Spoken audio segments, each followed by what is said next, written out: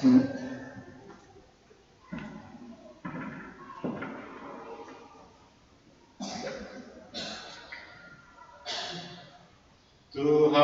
sertamu. Dan sertamu juga. Inilah Injil suci menurut Matius.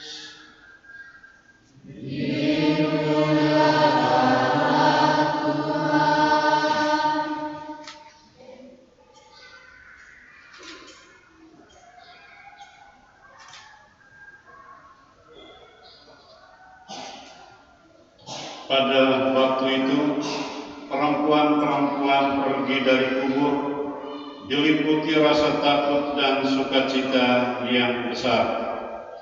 Mereka berlari cepat-cepat untuk memberitahukan kepada para murid bahwa Yesus telah bangkit.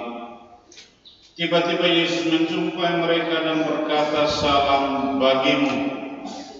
Mereka mendekatinya, memeluk kakinya dan menyembahnya. Maka kata Yesus kepada mereka, "Jangan takut.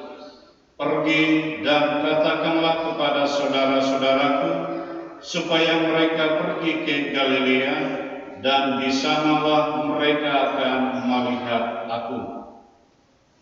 Ketika mereka masih di tengah jalan, datanglah beberapa orang dari penjaga makam Yesus ke kota dan memberitahukan segala yang terjadi itu kepada imam-imam kepala. Dan sesudah berunding dengan kaum tua-tua, mereka mengambil keputusan lalu memberikan sejumlah besar uang kepada serdadu-serdadu itu dan berkata, "Kamu harus mengatakan bahwa murid-murid Yesus datang malam-malam dan mencuri jenazahnya ketika kamu sedang tidur. Dan apabila hal ini kedengaran oleh wali negeri, kami akan berbicara dengan dia, sehingga kamu tidak beroleh kesulitan apa-apa." Mereka menerima uang itu dan berbuat seperti yang dipesankan kepada mereka. Dan cerita ini tersiar di antara orang Yahudi sampai sekarang ini. Demikianlah sabda Tuhan. Terpujilah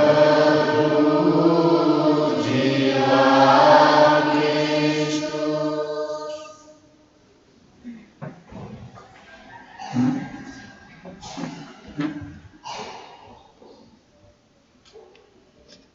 Ibu bapak, saudara-saudari, kaum muda, anak-anak yang saya kasih dalam Tuhan.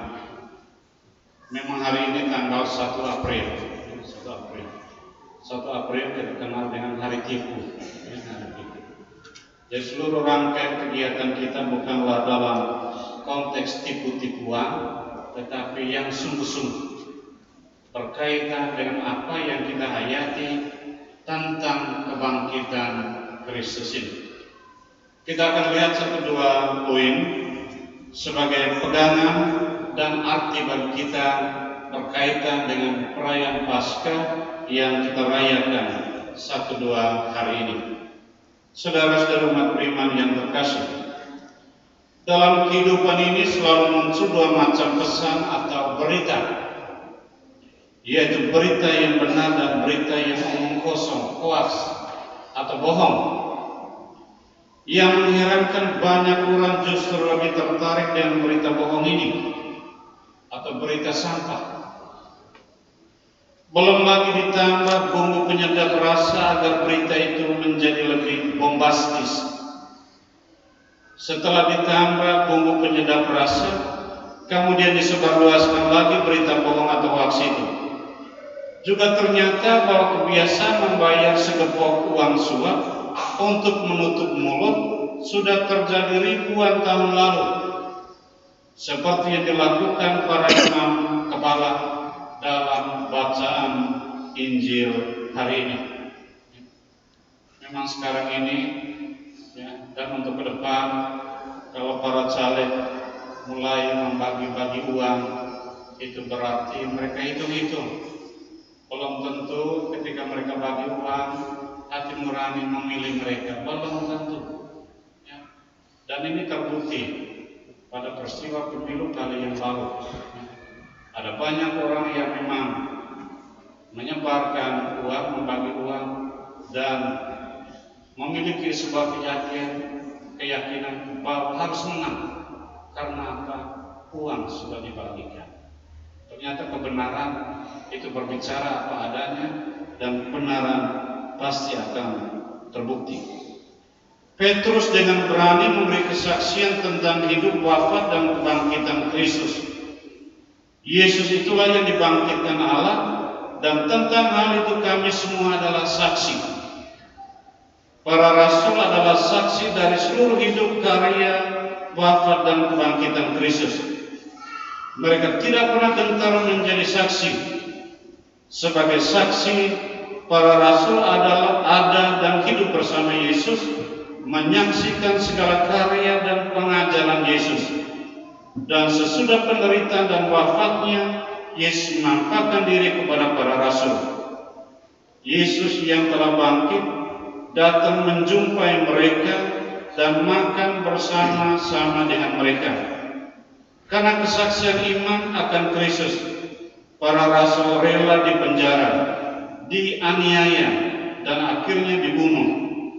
Iman dan pewartaan para rasul itulah yang membentuk sebuah koinonia, sebuah persekutuan, sebuah persatuan umat beriman di seluruh dunia sampai dengan sekarang ini. Ini persekutuan umat beriman yang percaya akan kebangkitan Kristus atau koinonia. Dan gereja kita diibaratkan sebagai orang-orang yang berhimpun, orang-orang yang bersekutu, yang sedang berjalan menuju rumah Bapa. Para perempuan dari kalangan Yesus, mereka merasa takut ketika melihat makam kosong. Tetapi perjumpaan dengan Yesus yang bangkit memberi asa baru, harapan dan sukacita baru.